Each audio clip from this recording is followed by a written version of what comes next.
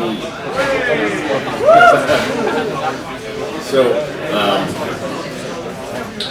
I'm J.R. Rife from the States, so this interview will be in English.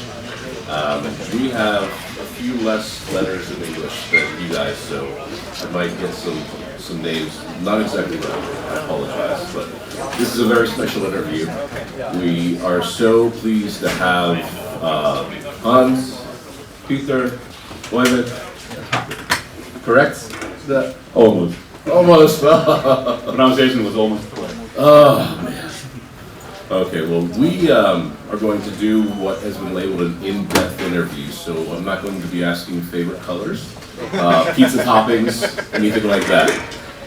So if you came for that, you're that's not going to happen. But before we start, have you guys seen this yet? This is absolutely a work of art. And if you are into vinyl, I recommend picking this up. I've listened to it. It sounds really good. It's remastered. So this is something that you can find over at the Nordic Mission table, and they will help you out there. There's CDs as well. But yeah, this is really good. It really came together. So I think you're going to be impressed.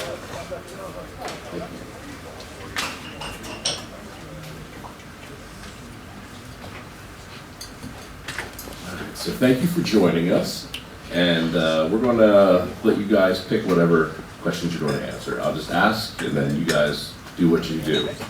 So starting off, we're going to start kind of like where we are now in the present, and we'll jump back then, don't worry. But how did this reunion come about?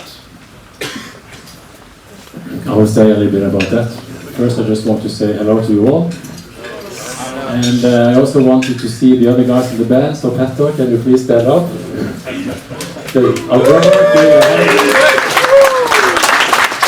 And Hans, where are you? Okay, over there.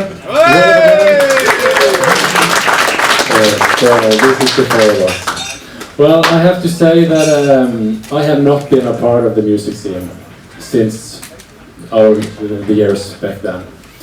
So a few years ago, I think a guy called some Nordic something reached out to me on Messenger or Facebook, wanting us to come and play something. And I have to admit that I did not answer it. I did not respond. Because to me it was so far out to actually do what we are going to do tonight, just a few years ago, so I did not answer him at all. Then I think 1 year went by, and he reached out again. Then I actually started to chat with him. He's over there. And I came to know that it was this Marcus from Nordic Mission. So we started to chat, maybe a year and a half. And I think we can thank Marcus for we being here, because he has been very persistent in reaching out to me and the other guys. Thank you for nagging us. Yeah. So I think we can give Marcus a good hand as well.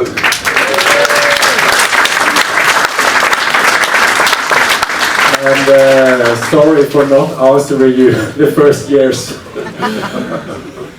Popcorn, maybe you can carry on. I've had some contact with both Marcus and Paul over the years, so it wasn't a big surprise for me that they actually approached us for having a reunion. And well, we have been talking about. Some of us have been talking about doing it, but we haven't told him yet. But yeah, what happened was that we finally got together. I think it was this spring, and we had a meeting with Marcus. And it was me and Oyvind and Hans who had a chat, and well, we decided that okay, let's do some rehearsals and see how things worked out. And well, we should actually give him an answer before summer, but I think it was September when he finally got an answer. Yeah, so I think I was kind of like a bit worrying about the answer. So, but yeah, it worked out. Yeah. Thank you for answering that email, or the message. We all are thankful for that. After a few years. Okay. Okay, so what challenges do you see in a GROMS reunion? We had many, I can promise you that. One of the things is that, as Even said, some of us hasn't been playing for a very long time, and actually when we started rehearsing we didn't know where we were going, and we didn't know it was going to be good, so we just started out. Actually, me and Petter is playing regularly, so in another band, so we have been playing together and rehearsing together and different stuff. But when we decided to do it, we actually just started with a couple of songs, first rehearsal, and one of the problems I had was that actually I think we had the sound engineer from Justice for All on this record, because I didn't hear any sound, didn't hear any bass. So I actually needed to sit down with my earphones and really listen to it and learn the songs again. So, but fortunately I have some very good guitarists, so I tapped down all the things I should play and sent it over to them and got it back, and it was kind of a nice thing to do. So. But of course, it's faster than most of the things I play regularly. So yeah, for me it was kind of hard. Yeah, and also, you know, I am doing the vocal, and for regular people it's quite extreme. Not for you guys, of course, for those outside. And I haven't done that kind of vocal since 1996. So I knew that I would be able to do the guitar riffs, no problem. But for me to actually retrain myself to do the vocal, I could not see myself doing that. So from the start, I accepted to play guitar with the guys, but I say I can't see myself doing the vocal. I'm not sure if I actually is able to do it. So I said yes to do the concert, but only on guitar. So then some people tried to find some other people who could do the vocal. So I was actually contacted by several people who said, I could do the vocal, that's no problem, I can do it. And I said, well, yes, maybe. And then I thought with myself, if GROMS is going to have a reunion, I cannot stand just playing guitar on the side. I have to do the vocal. So then I took a walk in the forest, and I shouted to no one. And no one answered. But at least I got enough feedback from my voice to actually make a decision that, okay, I will do it. So I contacted Håkon again and I said, cancel all the other guys, I will do the vocal, no matter what. So at some point there was some pretty confused deer in the forest in Kristiansand, and also we had 3 vocalists at the point, so that was kind of fun. But they are cancelled now. I'm the vocalist.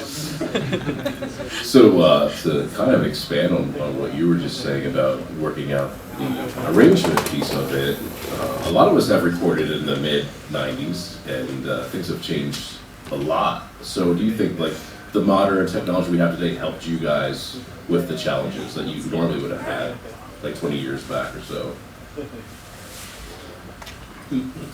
I don't think the new technology helped us during rehearsal, because we rehearsed on the top of a garage with just the same equipment as 20 years ago. Really bad sound, feedback every time we did not play.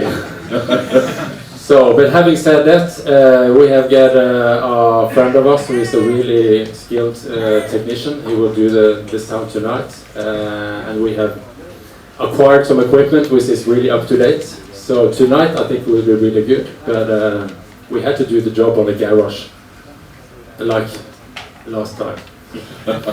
We should probably have some medical equipment as well, because sometimes it looked like Petter was going into cardiac arrests because he was in so much pain playing it. So. How old is Petter? 25. So GROMS has been a big influence on many people in metal and thrash metal. What are some of your main influences?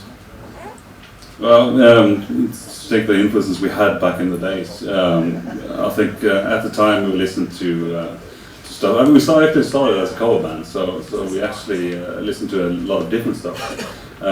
Christian bands like Deliverance, Believer, Vengeance Rising, Metalists, Tourniquet, Modification.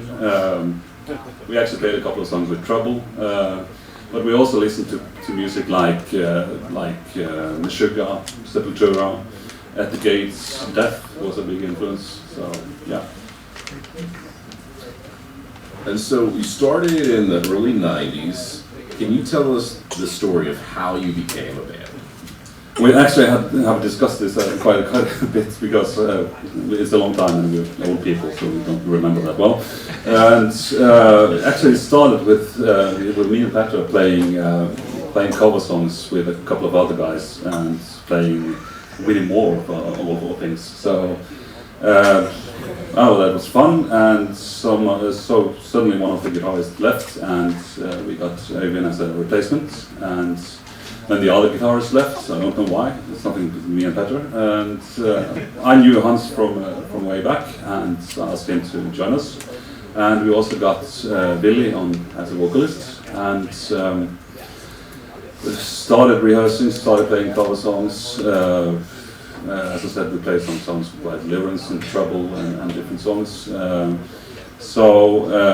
At some point, to get to where we recorded the album, at some point Billy went into the military, and then we did have a kind of like a change of the musical course, because then Øyvind did the vocals, and we started going to death and thrash metal.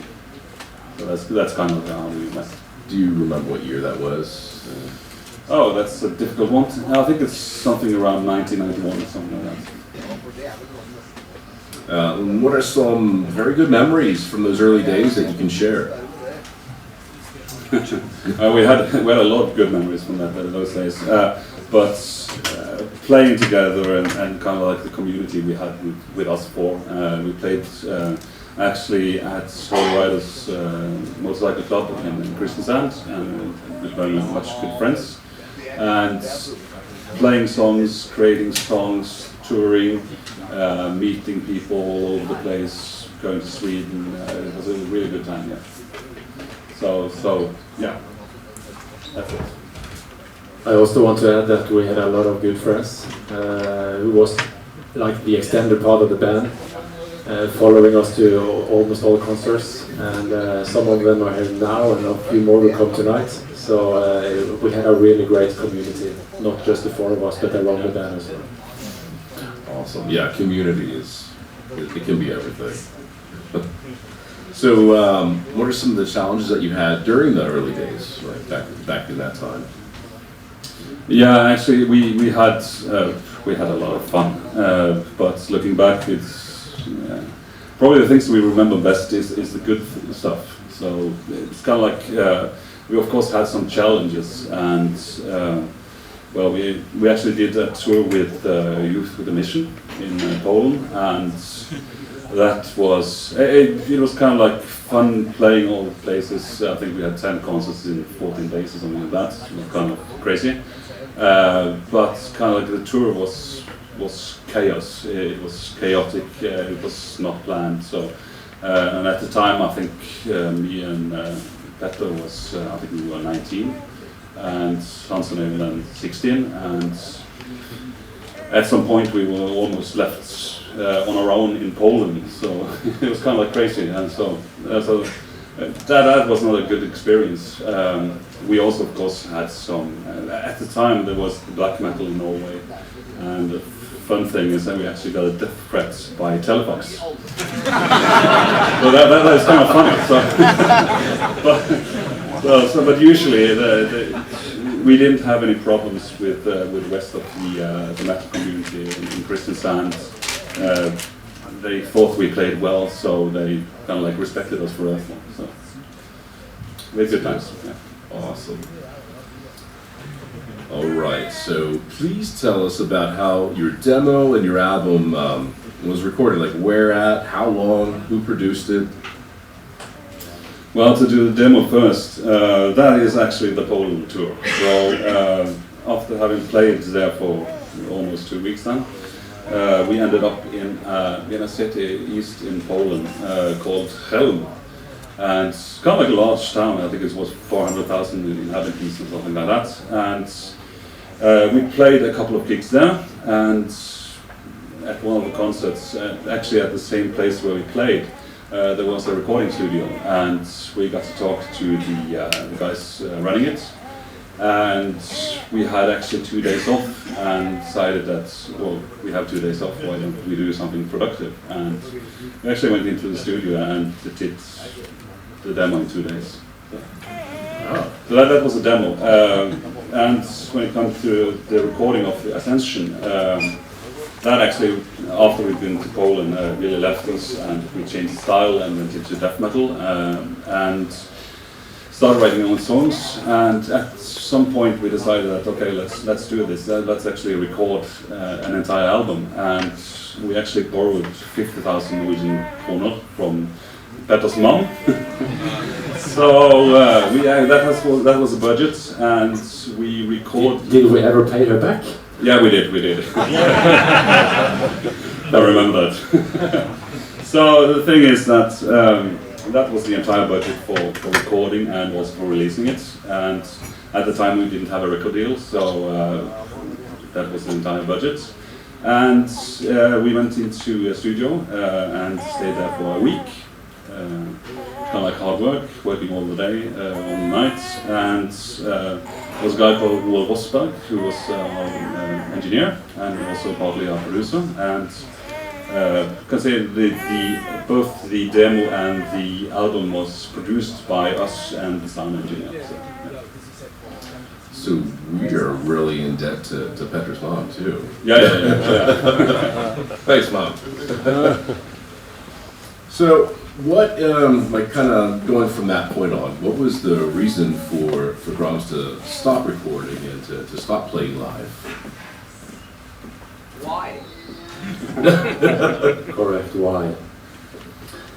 Well, now the interview turns a little bit more difficult. It's because of me snoring on tour. Yeah. Too much.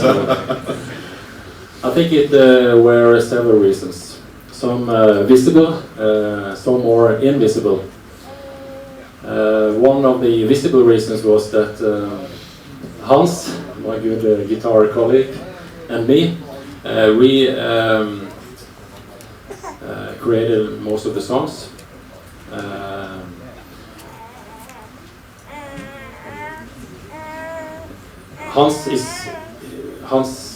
His musical background is more into heavy metal. I kind of skipped that and went straight into thrash and death metal when it comes to my music interest. I was very focused of, developing our music according to the scene we were a part of. I wanted us to maybe move more into black metal because that was the direction. So after Ascension, when we were composing new songs, my songs were in that direction. But then Hans, we have talked about it, and I think it's okay that I say that he maybe wanted to bring in more of his roots into the new songs. More like heavy metal-ish. So we were kind of in a disagreement when it comes to the musical direction.